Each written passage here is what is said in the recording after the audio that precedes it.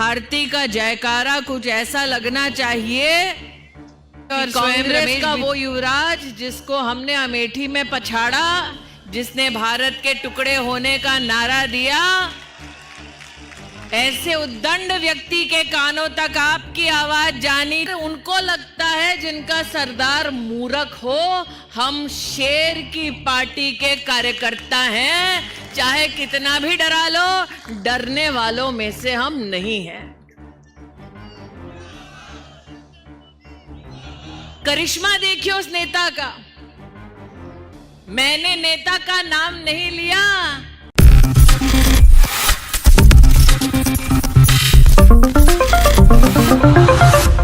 आगामी लोकसभा चुनाव को मद्देनजर रखते हुए हर एक राजनीतिक दल तैयारियों में अभी से जुट चुका है। जहां एक तरफ 5 राज्यों के विधानसभा चुनाव को लेकर सियासी सरगर्मियां तेज हैं। 17 नवंबर को मध्य प्रदेश में मतदान हुए हैं और अब बारी है राजस्थान की। ऐसे में देखा जाए तो कांग्रेस पार्टी लगातार जीत का दावा 5 ही राज्यों के विधानसभा चुनाव को लेकर कर रही है। लेकिन सवाल खड़े होते हैं यहाँ पर लोकसभा चुनाव को लेकर।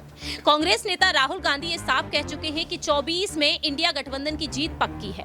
लेकिन क्या वाकई में जीत होती हुई नजर आएगी?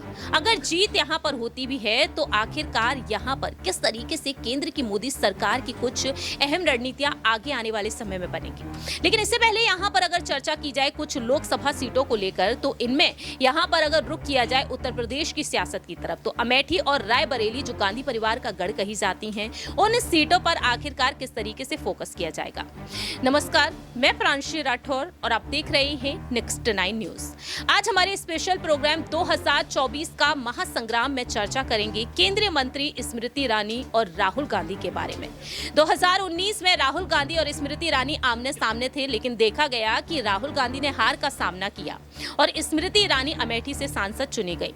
लेकिन अब देखा जाए स्मृति ईरानी बार बार उन्हें चुनौती दे रही हैं और ऐसे में देखा जाए तो बीजेपी के साथ यहाँ पर जो आरएसएस संगठन है वह भी उनके साथ जुड़ चुका है और स्मृति ईरानी खुलकर बार बार अपनी बात रख रही हैं। तो यहाँ पर आपको बता दें कि हाल ही में स्मृति ईरानी राजस्थान पहुंची, वहां पर भी उन्होंने राहुल गांधी पर तंज कसा। क्या कुछ कहती है स्मृति, सुनिए जरा। भारती का जयकारा कुछ ऐसा लगना चाहिए और कांग्रेस का वो युवराज जिसको हमने अमेठी में पछाड़ा, जिसने भारत के टुकड़े होने का नारा दिया, ऐसे उद्दंड व्यक्ति के कानों तक आपकी आवाज जानी चाहिए। बोलो भारत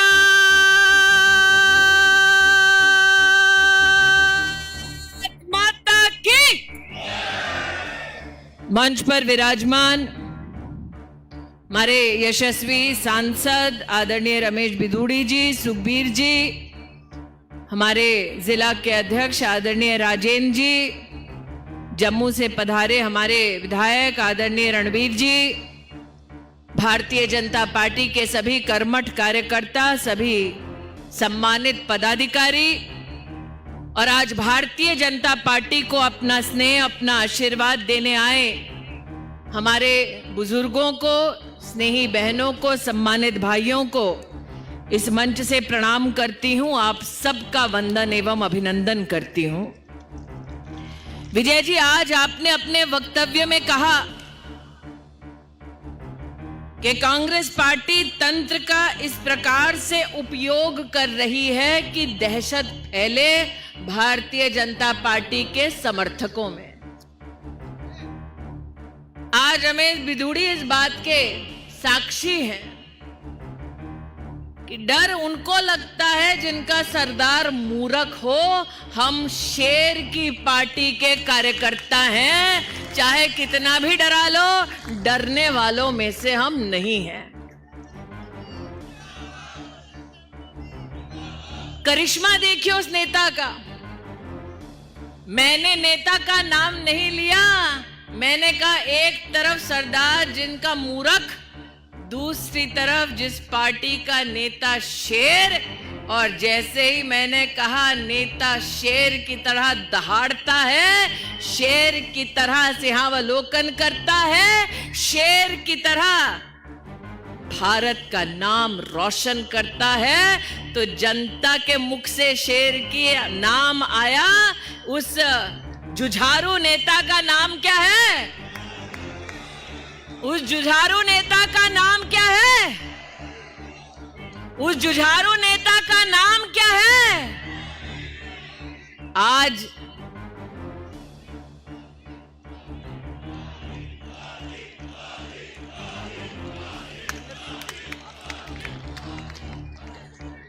जब जनता खुद जानती है कि वो कौन है जिसने एक सामान्य गरीब परिवार में जन्म लेकर यह संकल्प किया कि जब मेरे पास सेवा का मौका आएगा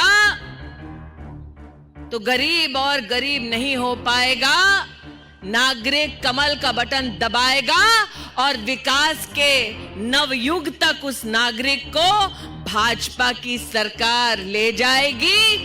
ऐसा संकल्प और उस संकल्प को सिद्धि तक पहुंचाने वाले नेता का नाम नरेंद्र मोदी है। आज यहां पर मैं एक ऐसे दिन आई हूं जब मात्र 24 घंटे पहले क्षेत्र की जनता ने भैया दूज का त्योहार मनाया। दूज का त्योहार ऐसा कि बहनें बिना किसी अपेक्षा के भाई के तिलक करके भाई के लंबे और स्वस्थ जीवन की कामना करती है। भाई भी बिना मांगे बहन के पैर छूकर आशीर्वाद लेता है और बहन को अपना संकल्प देता है कि जब तक वो जीवित है, जब तक उसमें प्राण है, तब तक वो बहन का संरक्षण करता रहेगा। आज यहां जो भाई उपस्थित हैं, उनसे पूछना चाहती हूं, आपने भी दूज का त्योहार मनाया होगा, माथे पर तिलक लगाया होगा, बहन को सुरक्षा का आश्वासन दिलाया होगा। उन भाइयों से पूछना चाहती हूं, कैसा लगा उस भाई को जब भीलवाड़ा में एक बच्ची के साथ दुष्कर्म होता है, उसका बलात्कार होता है, उसके टुकड़े टुकड़े किए जाते हैं, भट्टी में फेंक दिया जाता है और लड़की का केवल एक हाथ बाहर रह जाता है। आप सोचिए, उस बेटी के परिवार के दुख की आप कल्पना कीजिए। जो बेटी की पहचान करना भी चाहे तो कैसे करें? बेटी का मात्र एक अंश भट्टी के बाहर मिलता है। वो कौन मां है आज जिसका दिल नहीं दहलता ये जानकर कि बेटी अगर चौखट लांगे सुबह तो शाम को शायद सम्मान सहित नहीं लौटेगी? वो कौन सा पिता है जो आज वीरों की इस भूमि पर सर उठाकर मुझे गारंटी दे सके कि हां, गरीब परिवार। आपने सुना कि किस तरह से स्मृति ईरानी राजस्थान पहुंचकर भी राहुल गांधी पर ही बरसती हुई नजर आई। लेकिन दूसरी ही तरफ देखा गया है कि स्मृति ईरानी ने इससे पहले भी कई बार अपनी बात रखी। उन्होंने साफ तौर पर कहा कि 2014 के पहले अमेठी में भाजपा व संघ के सदस्य बनना खतरे से खाली नहीं था। आंकड़े भी इस बात की गवाही दे रहे हैं, क्योंकि वर्ष 2014 में यहाँ 100 से कम संघ की शाखाएं थी और 2019 में भाजपा की जीत के बाद संघ की शाखाओं की संख्या 200 तक पहुंच गई। और आज के समय में देखा जाए तो अमेठी लगातार जो अमेठी के लोग हैं वह कहीं ना कहीं राहुल गांधी की एक बार फिर से वापसी चाहते हैं, क्योंकि देखा गया है कि 2019 के लोकसभा चुनाव को मद्देनजर रखते हुए जिस तरह से यहां पर अब कांग्रेस पार्टी दांवपेच खेल रही है, क्योंकि अब दिवाली से ठीक पहले कांग्रेस नेताओं की जो तस्वीरें सामने आ रही हैं, यहां पर जो दिवाली से पहले गिफ्ट बांटे गए हैं, ना सिर्फ कांग्रेस की तरफ से बल्कि गिफ्ट यहां पर बीजेपी खेमे की तरफ से बांटे गए हैं, स्मृति ईरानी की तरफ से भी बांटे गए हैं। और देखा गया साफ तौर पर कि 2019 के बाद से जिस तरह से हार का सामना किया यहां पर राहुल गांधी ने, उसके बाद से देखा गया कि ना सिर्फ राहुल गांधी बल्कि उनकी बहन महासचिव प्रियंका गांधी वाड्रा भी अमेठी तक नहीं पहुंची। लेकिन आज देखा जाए तो अमेठी के लिए चर्चा राहुल गांधी को लेकर भी है, प्रियंका गांधी को लेकर भी है, क्योंकि दावे ये किए जा रहे हैं कि अगर इस बार राहुल गांधी रायबरेली से आगे किए गए तो कहीं ना कहीं प्रियंका गांधी को अमेठी से उतारा जा सकता है। तो न्यूज रूम में बैठे हुए तमाम सहयोगियों से हम जानना चाहेंगे कि आखिरकार वह इस मामले में क्या कुछ कहना चाहेंगे, क्योंकि देखा गया है साफ तौर पर कि अमेठी में में जिस तरीके से यहाँ पर दावपेच खेले गए हैं स्मृति ईरानी की तरफ से, आज स्मृति ईरानी यहाँ पर देखा जाए तो इस बात को लेकर भी काफ़ी ज़्यादा यहाँ पर निशाने पर बनी हुई है कि गैस सिलेंडर के दाम जब कांग्रेस के राज्य में बढ़ते हुए नजर आए तो वह सड़कों पर आ गई, लेकिन आज जब गैस सिलेंडर के दाम बढ़ रहे हैं एक बार फिर से बीजेपी के राज्य में, तो यहाँ पर स्मृति ईरानी चुप क्यों बैठी हुई हैं, ये बड़ा सवाल यहाँ पर उठते हुए नजर आए। लेकिन आज के समय में देखा जाए तो कहीं ना कहीं स्मृति ईरानी बार बार निशाने पर बनी हुई है।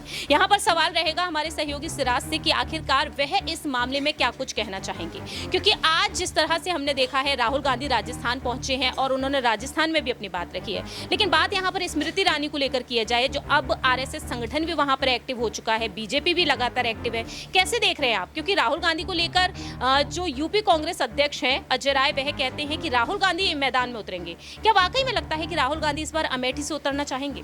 जी बिल्कुल, जिस तरीके से जो है अमेठी जो है वो कांग्रेस का एक पुराना गढ़ माना जाता है, ऐसे में जो है स्मृति ईरानी की अब छवि लगातार खराब होती नज़र आ रही है। जिस तरीके से देश में महिलाओं के खिलाफ और बच्चों के खिलाफ जिस तरीके से अत्याचार हुए और महिला एवं बाल विकास मंत्री रहीं स्मृति ईरानी, और अभी तक जो है कुछ खास वो कर नहीं पाई, और बस ऐसा लगता है कि वो हमेशा जो है राहुल गांधी के लिए ही उनका जो है संगठन उनका बना है कि हमेशा जो है राहुल गांधी के ऊपर वो तंज कसती रहती हैं। और जो खासतौर पे महिलाओं का जो मुद्दा था, पहलवानों का मुद्दा था, मणिपुर का मुद्दा था, तो वहाँ पे उन्होंने कुछ बोला नहीं। तो मुझे लगता है कि जो अमेठी है वहाँ पे राहुल गांधी दोबारा वहीं से चुनाव लड़ना चाहेंगे और वहीं से जीत उनको हासिल होगी, क्योंकि अब जो है उनकी स्मृति ईरानी की छवि और उनकी पकड़ जो है वहाँ से कमज़ोर नज़र आती है। अगर यहाँ पर राहुल गांधी की आप बात कर रहे हैं, लेकिन बात तो प्रियंका गांधी की भी यहाँ पर उठती है, जिस तरीके से वह पांचों ही राज्यों की चुनावी कमान संभालती हुई नजर आई हैं। और इसके बाद से यहाँ पर देखा जाए तो कांग्रेस के ही नेता जो आचार्य प्रमोद कृष्णम है, वह तो कहते हैं कि वाराणसी से उन्हें चुनाव इस बार लड़ने चाहिए और पीएम मोदी को वह कड़ी टक्कर दे सकती है। लेकिन दूसरी ही तरफ यहाँ पर अमेठी के कार्यकर्ताओं का कहना है कि प्रियंका गांधी को अमेठी से उतरना चाहिए। रायबरेली से यहाँ पर कार्यकर्ता कहते हैं कि अब उन्हें रायबरेली से उतरना चाहिए, क्योंकि सोनिया गांधी जो स्वास्थ्य संबंधी समस्याओं से जूझ रही हैं, इसके बाद से प्रियंका की मांग यहाँ पर बढ़ती जा रही है। जी बिल्कुल, जिस तरीके से प्रियंका गांधी ने लगातार एमपी में सवाल उठाए हैं और जो मुद्दे उठाए हैं और जो चुनाव प्रचार के दौरान उन्होंने जो चीज़ें कही हैं, कहीं ना कहीं कार्यकर्ताओं और जनता के बीच जो है उनका विश्वास बढ़ता नज़र आता है। और तो इसलिए जो है मुझे लगता है कांग्रेस के जो कार्यकर्ता हैं वो ये उम्मीद जता रहे हैं कि वो जो है यहाँ से लड़ें। लेकिन मुझे लगता है कि किस तरीके से अभी ये तो पार्टी के अंदर की बात है कि उनको कहाँ से जो लड़वाया जाता है, लेकिन मुझे लगता है प्रियंका गांधी अगर जहाँ से भी चुनाव लड़ती हैं तो निश्चित तौर पे उनकी जीत हासिल होगी, क्योंकि उन्होंने लगातार जो है मध्य प्रदेश में एक्टिव रही, राजस्थान में एक्टिव रही, छत्तीसगढ़ में एक्टिव रही, और जिस तरीके से उन्होंने मुद्दे उठाए, कहीं ना कहीं राहुल गांधी से भी ज़्यादा उनकी जो छवि है और उनकी जो प्रशंसा है वो होती नज़र आ रही है। वाकई में देखा जाए तो आज देखा जाए प्रियंका गांधी वाड्रा जिस तरीके से तारीफें बटोरती हुई नजर आ रही हैं, जिस तरह से वह सुर्खियों में आ चुकी हैं, उसके बाद से देखा जाए तो ना सिर्फ राहुल गांधी जिन्होंने भारत छोड़ो यात्रा के जरिए खुद को पीएम पद की दावेदारी तक के लिए आगे कर लिया है, लोकप्रियता उनकी दिन प्रतिदिन बढ़ ही रही है। लेकिन सवाल यहाँ पर प्रियंका गांधी वाड्रा को लेकर भी खड़े होते हैं कि आप प्रियंका गांधी वाड्रा वाकई में स्मृति ईरानी को चुनौती देने में सफल हो पाएंगे। सवाल यहाँ पर रहेगा अबरार से कि आखिरकार उनका क्या कुछ कहना रहेगा। 2024 के लोकसभा चुनाव को आप किस तरीके से देख रहे हैं अबरार इस बार? देखिए 2024 में वो तमाम मुद्दे, ख़ासतौर से जो विपक्ष इंडिया बैठक जो हुई थी इंडिया गठबंधन की, और उन बैठकों में जो तमाम कोऑर्डिनेशन कमेटी के जो लोग बैठे थे और जिस तरीके से तमाम सभी बड़ी सियासी पार्टियां जो है एक मुद्दे पर सहमति जताती हुई नजर आई थी, और तमाम लोगों ने जिस बात पर जो है अपनी सहमति जताई थी, मुझे लगता है कि उन्हीं मुद्दों को एक बार 2024 के चुनाव में जो है फिर से उछाला जाएगा, क्योंकि विपक्ष लगातार बेरोज़गारी, महंगाई, शिक्षा व्यवस्था और महिला सुरक्षा को लेकर के जो है सत्ता पक्ष पर दबाव बना रहा है। तो अगर ये तमाम मुद्दे चुनाव होने तक, मतदान होने तक अगर हावी रहते हैं तो जाहिर सी बात है कि इसका विपक्ष को फ़ायदा ज़रूर मिलेगा, और अगर इसमें कोई कोताही होती है तो फिर सत्ता पक्ष कहीं ना कहीं बाजी मारता नजर आएगा। आखिरी छोटा सा सवाल रहेगा, अगर वाकई में राहुल गांधी इस बार अमेठी से उतरते हैं तो क्या वह जीत हासिल कर पाएंगे, या फिर एक बार फिर से वह वायनाड की तरफ ही रुख करेंगे? देखिए राहुल गांधी एक सेफ जोन ढूंढना चाहेंगे, क्योंकि वायनाड में जिस तरीके से उनकी आप कह सकते हैं कि इस समय भी कहीं ना कहीं लोगों में जो एक मजबूत पकड़ है, तो मुझे लगता है कि इस बार भी वो वायनाड पर ही ज़्यादा फोकस करेंगे, क्योंकि अगर रायबरेली सीट की बात करें तो वहाँ पर लगातार जो है स्मृति ईरानी जो है ऐसे भी दौरे करती रहती हैं, लोगों से इंटरेक्ट करने की कोशिश हमेशा उनकी रहती है। तो इस बार भी जो है रायबरेली से राहुल गांधी का जीत पाना संभव नज़र नहीं आता। देखिए, जिस तरह से यहाँ पर राहुल गांधी को लेकर जो अलग अलग प्रतिक्रियाएं मिल रही हैं और दूसरी ही तरफ यहाँ पर सवाल रायबरेली को लेकर भी उठ रहा है। अब देखना होगा कि आखिरकार रायबरेली से प्रियंका गांधी उतरेंगी या फिर राहुल गांधी, और अमेठी से गांधी परिवार किससे आगे करना चाहेगा, ये वक्त के साथ साथ पता चलेगा। क्योंकि अजय राय ने जो बात कही है उस पर अभी तक राहुल गांधी का कोई आधिकारिक बयान सामने नहीं आया है। 24 काफी नजदीक आता जा रहा है, तो देखना होगा कि आखिरकार अमेठी से कौन उतरेगा, और अगर राहुल गांधी वाकई में अमेठी से उतरते हैं तो आखिरकार अमेठी का सांसद कौन बनेगा, स्मृति ईरानी या फिर राहुल गांधी। इस पर आपकी क्या कुछ राय प्रतिक्रिया है, कमेंट सेक्शन में आप बता सकते हैं। फिलहाल के लिए हम चलते हैं, बाकी की तमाम अपडेट्स के लिए आप देखते रहिए Next 9 न्यूज।